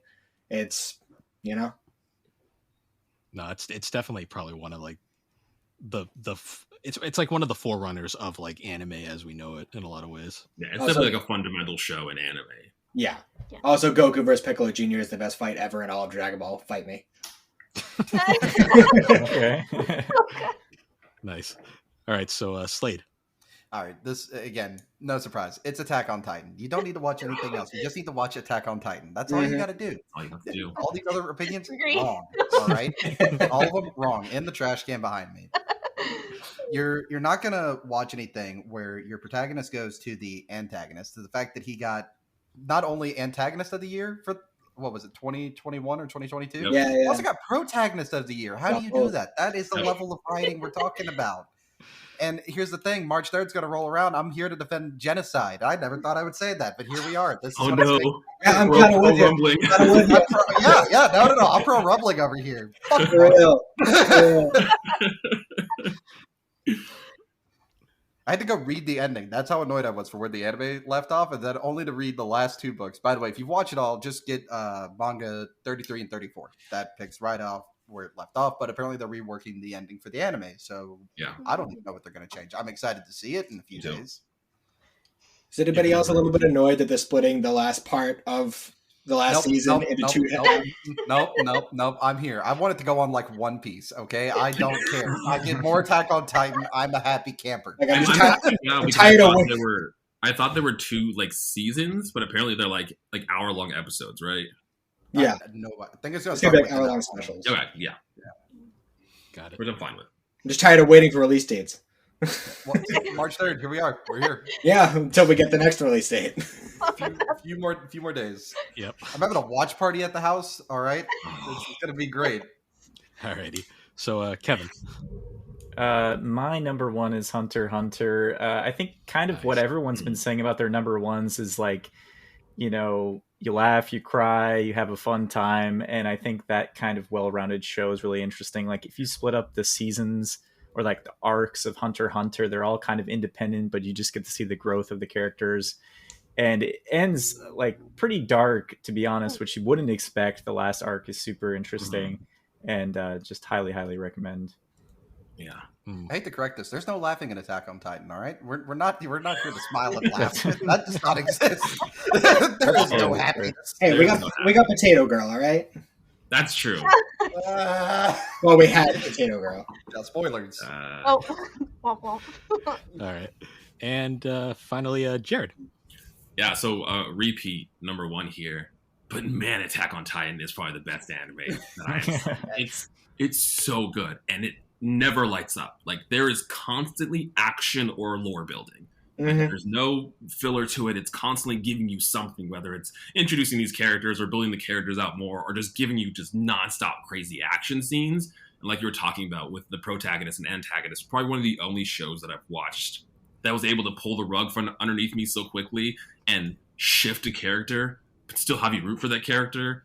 And you're like, but he's doing terrible things too. And oh man, there's so many like plot twists and realizations in that show. It's so good. It's my favorite show. Yeah, there's like one point in the final season, part 2, which yes, it's obnoxious to have to say, but there's like a whole episode in it where it's a lore dump, but not in a bad way. You're not going to realize that 23 minutes have gone. They didn't play the intro or the outro. It's literally just world building and exposition for 23 minutes straight. Mm-hmm. It's wild in that show that a basement was the most important thing at one point, and now it's like, wow, that's wild.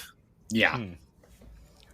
All right. So we've all given our lists. Now this is the fun part where we discuss civilly, hopefully. Like a little bit of a hesitation that was right there. used to be civil. Well, this is a fight club after all. That's true. That's true. If we think about it, your number one spot, you got Jared and I against everybody else, right? I mean, yeah, that's how this works. That is true. We're throwing hands here. What's fun though is like when you look at the other than mine, everybody's number ones was also picked by someone else at one point. Yeah, which Yeah, I find true. interesting. I mean, I'm the weird guy. I was the weird kid that liked Inuyasha growing up, but that's besides the point. You aren't the only one. I did too. Yeah, I love Inuyasha. That's one of my wife's favorite animes, Inuyasha. It's good. Yeah. There's a couple things that weren't mentioned that I was surprised that I thought I would hear. I don't know about for y'all. Like one of them, nobody listed things like were popular now, I guess, like Demon Slayer being one of them. Yeah. Maybe controversial, but Sword Art was on my list at one point. So I don't know how you all feel about it. At least season one. Season one, Sword Art Online, I loved. You missed it. That was my number 10. So it did. Oh yeah, I Okay, forgot. cool. I forgot. Did make it. I forgot Jared missed the first round. Jesus Christ. I'm really surprised about the time I got reincarnated as a slime actually that good. Yeah, I really Okay. enjoy it. I love I'll it. check it out. I feel like it's such a shit post of a title though. I just I mean, overlooked it. Yeah. Like I mean, most anime now is a shit post of a title. Jesus Christ. I feel like that title's a trope all on its own at this point.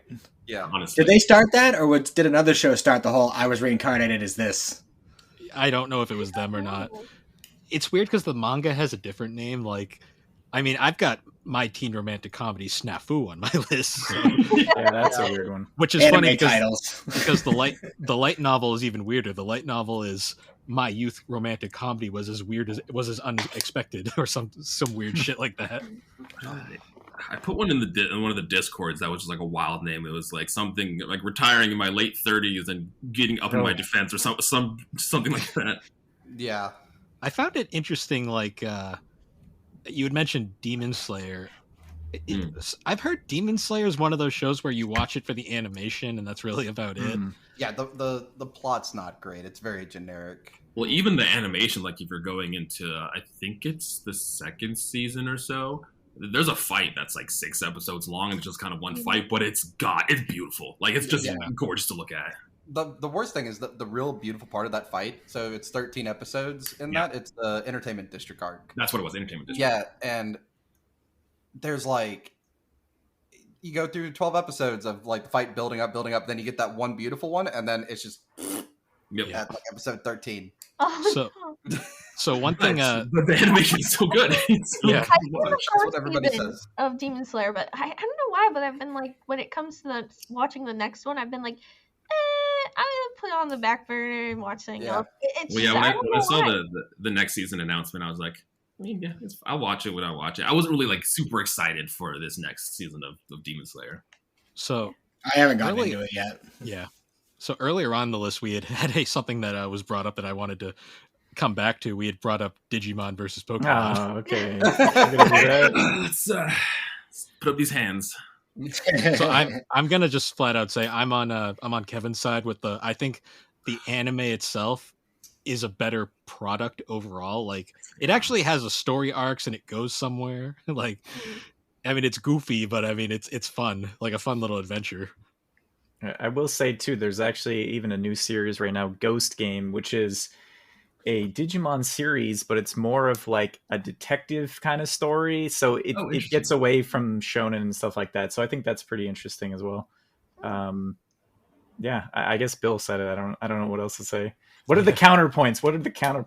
I remember the movie gave me nightmares. And Angelina Anaconda. Was that Angelina one? Anaconda in the beginning of the old movie. Digimon movies are so good. I don't know what that one where The movie's which one fine. was it It just I don't know why, but it just scared me for some reason. I had nightmares over it, so I can't watch it. So the original Digimon movie is kind of a mess because it's like three movies OVAs in one, like yeah. stuck together and edited really badly. And then it had this weird Angelina Anaconda. Look that up for people who don't know. It's wonderful. It had this weird like skit before the movie that like I read a story that it ended a marriage. So let's just Oh leave, my it, gosh, that's wild. let's leave it there. No, there isn't any Pokemon defense. I love Pokemon, but I'm also very biased. In looking at it critically in a story sense, there's not a lot of like conclusion and build up or even narrative. It's guy and friends go on journey and battle with creatures, and then that's literally it. There's not any kind of deep lore or deep meaning that's happening behind that. I mean, hell, it took 20 years for him to win a championship. I mean, that's Yeah, I think the problem there too is just that they wanted to have the anime to coincide with the games as well, right? So they're kind of like filling a quota more than anything else. But absolutely more promotional than anything. Right. Yeah. Don't have a dog in this fight. Yeah. Okay. So And another show. Oh, sorry. Oh, sorry. I was just gonna say I personally just not any slight to Digimon. I just never really got into it. Never really watched it. See, the problem was for me is it was always on like a weird times, and whenever I did catch it, I had no idea what was going on, so I just never even picked it up. That's the one thing about Digimon that was tough, was like it had an ongoing story, so you really had to know what was going on. You can jump into Pokemon at any time, and you everything that is Pokemon you get in every episode. So, yeah, exactly. I guess that's the benefit too, with not having a cohesive or linear narrative. You can kind of jump in at any point and be like, oh, yep, this is Pokemon. They're battling. Oh, Team Rocket's there again. Haha, cool. And then So looking at the bingo card, another one that I noticed didn't come up was Bleach. yeah, that's next for me. Bleach After is I not catch good. up with One Piece, I'm going to start Bleach because I've never started Bleach I before. have not started Bleach. Bleach is after my Naruto binge is done because I'm on episode 300 of Shippuden, and Ooh, okay.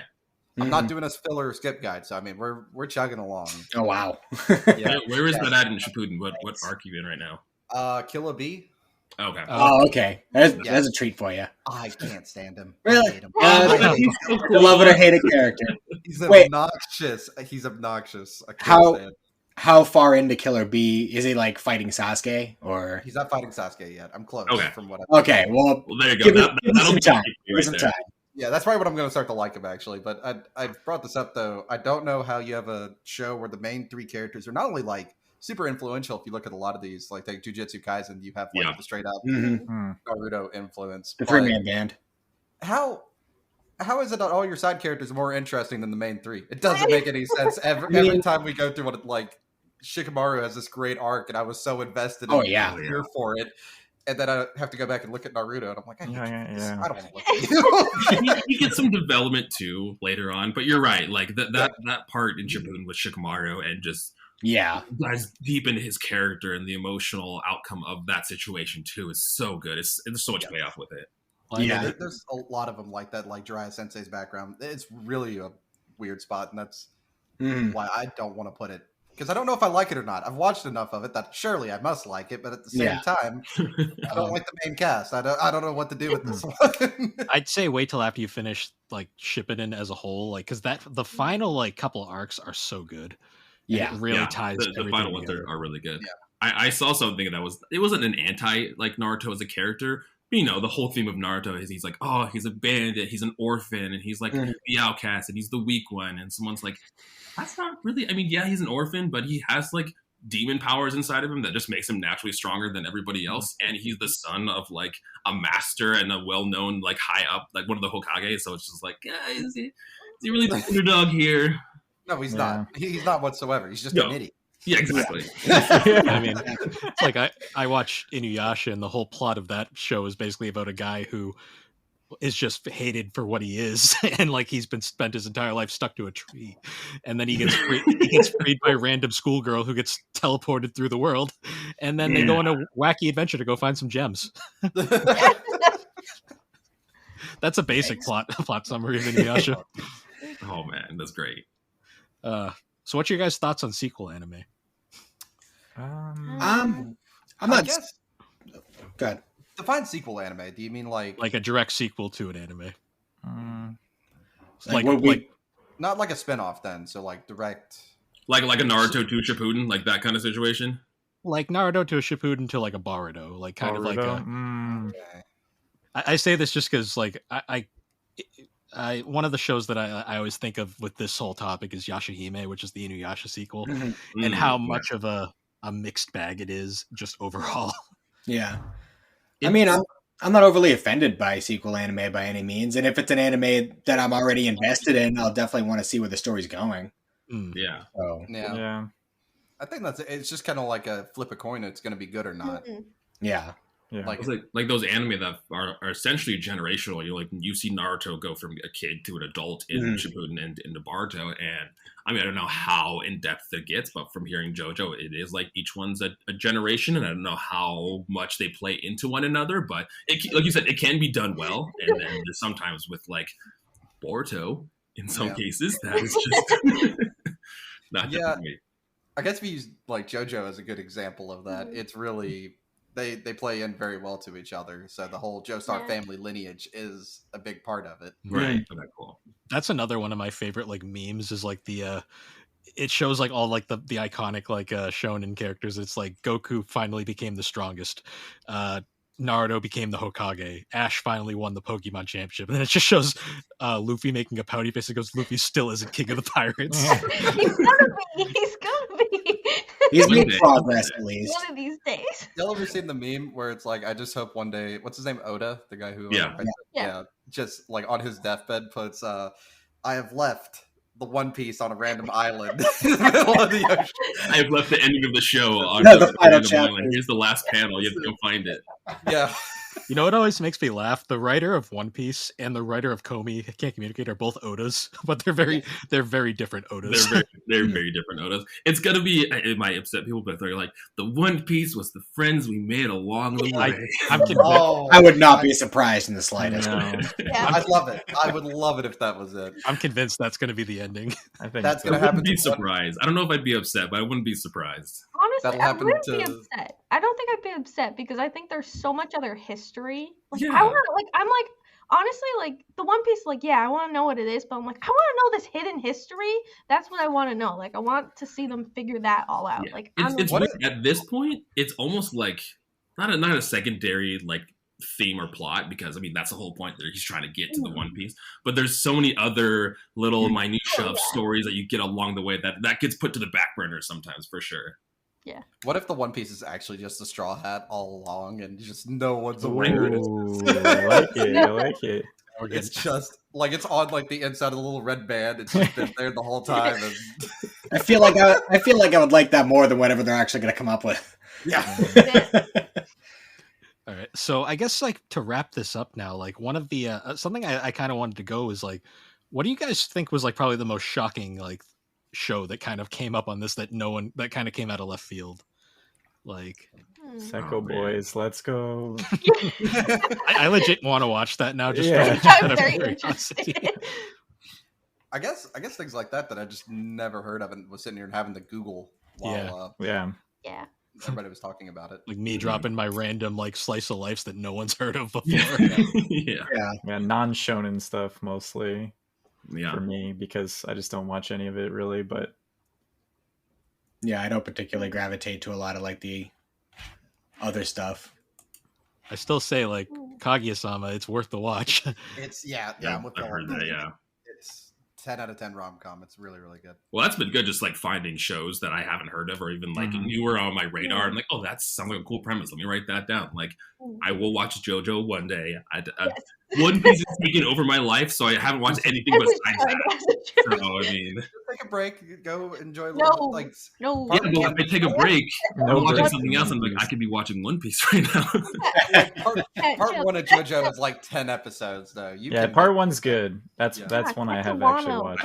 I will say that watching One Piece has now made me be like, oh, this show's 24 episodes. That's nothing. Yeah.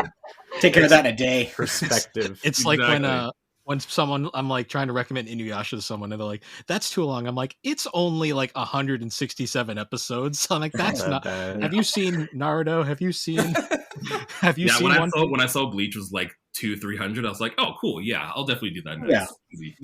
Yeah. It's just funny. Get ready for the full filler arcs that are all fillers, and it's a whole arc. It's great. See, yeah. Love it. Does everybody have a favorite filler episode? Oh, I do. The all time. You have to pick one to show something. Man, so in Inuyasha, it's the school festival. The school festival arc.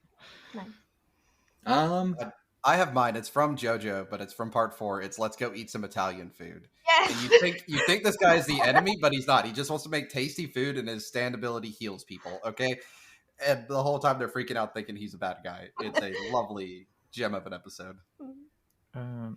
I think for Dragon Ball Z, like the Garlic Jr. saga is like all technically filler, Ooh, and yeah. I like that. I do like like that saga a lot. Yeah, It gets a lot more hate than it deserves. yeah. I mean, we didn't get anything that was specifically focused on Gohan and Piccolo until Superhero since then. So Yeah. I like a lot of like the Goku training for tournament stuff in original Dragon Ball. All those like single episode fillers. I like those ones a lot. I'm trying to think. There's good filler in Dragon Ball for sure. There's some quirky ones in Naruto that are just weird. I can't think of one off the top of my head that stood out to me, but even watching this, I'm like, this is fine. This is cool. Kakashi's face. Naruto. Yeah, trying to get Kakashi's face for the first time. That's a great one. And like they're trying to imagine what his face looked like, and he just has like giant lips. And another great Inuyasha one is the when they come across the two priestesses and they have the giant like dolls of Inuyasha and Kagome is like, that doesn't look anything like me. I don't look like that cow over there. It's like, and it's just this giant doofy looking statue of both her and Inuyasha. And at one point she tries to make the statue sit, and all it does is make Inuyasha sit, and then the statue steps on him. And it's like, oh, that's incredible. To me, the best filler episodes are the ones you don't even realize are filler until you actually look. Yeah, of course. Yeah. Like that's pretty much all of Inuyasha, to be honest. Dragon Ball has another one, but it's Goku and Piccolo getting their license. That's just that one was so like iconic that they put it in Kakarot. Yeah. Yep. The only filler that made it in there. Great. I also like the episode after they beat Boo, when it's just the good Boo just walking around trying to assimilate into America, Earth culture, and he's got like the big thing of ice cream and. The ending of Z always reminds me of that one clip where like it's during the little party like shindig they're having, and Goku's off doing God knows what because it's protecting eggs. Yeah, that. Yeah. And one of my favorite lines is like one of the greatest Yamcha burns ever is Bulma and Chi-Chi are just like talking about switching husbands as a joke. Oh my god! And then Yamcha's like, "Hey, ladies, what about me?" And Chi-Chi just looks at me and goes, "I'm sorry, we were talking about upgrades, not downgrades, Yamcha." Or Yamcha. Or Yamcha. Oh, it's like, wow, that was like a great burn. Like a good burn. Has anybody read the Yamcha manga? No. It's worth it. It's short. It's like 150 pages. One-shot manga, but it's pretty great. The time I was reincarnated as Yamcha. Not even kidding. I think that's a real thing. I've seen it. I haven't read it though. Oh, that's amazing. It's worth it. It's on the Viz app. Nice. So. Okay. All right. So we're getting pretty close to the 2-hour mark now, so I figured this is the time we should really start wrapping it up. Honestly, guys, I want to thank you all for being part of this little experiment me and Alex have come up with. I want to thank Kevin in particular for coming in very last minute to fill in for Aaron from Super Pod Saga. And I guess to wrap this up, I want to have everyone go around the circle. So I guess we'll start with everybody the same row we did. So me and Alex obviously don't count. This is our show. What? No, I'm plugging my new podcast. It's called a Shit on Bill podcast. Alex, that podcast already exists. It's called Gaming and Collecting. Like it's our podcast. Never mind. Right, I take it all back. Matt, I know your podcast isn't out yet. Do you want to plug anything, or? I don't really have anything at the moment, but whenever I get that off the ground, you can throw my name out then. If that works. All right, so Slade, how about you plug all your stuff again? Here's a quick question. When does this come out? Because I'd like to plug our episode release. So this episode will be releasing on March 18th. March 18th. Goodness gracious. All right. Well, you can find me over at the Game Club Podcast. Our newest episode is on Signalis. It's a retro survival horror game. It was okay. Neon White was a lot more fun. I said it. Anyways, you can find us over at Game Club Pod on all good podcast providers and even the sketchy ones. You can find me at Slade Plays Games on Twitter and Twitch, Slade's Life on Instagram. Nice. All right, Kevin, you plug all your stuff now. I'm just going to change it up from the beginning. I'm going to say just check out my YouTube channel, Shnickerman. And most importantly, check out everybody else on this podcast. They're good people. I had a lot of fun, so I think that's more important than checking me out. So, No, definitely check out his YouTube channel though. He puts out a whole ton of really cool YouTube videos and stuff. Nice. All right, and then Jared. Yeah, you can find us Play Along Podcast wherever you find your podcast, everything. Playing Along Pod on Instagram and Twitter. And right now we're playing through Mass Effect. So if you like Mass Effect, then come check it out. It's been a good time. My other two co-hosts, Kai and Ben, have never played it before, so it's been cool nice. getting their first time impressions on the game. Nice. Very cool. And I'll be sure to provide links in the description for all you guys' stuff. And once again, guys, thank you for joining us on the Gaming and Collecting Podcast. The Gaming and Collecting Podcast can be found on all your major podcasting platforms, particularly Apple Podcast and Spotify. You can also follow us on Twitter, Instagram, Good Pods, all the fun social media stuff. And until next time, guys, we will see you all later. Watch Attack on Titan. Do it. No, that's One Piece. Attack on Titan. Watch Attack on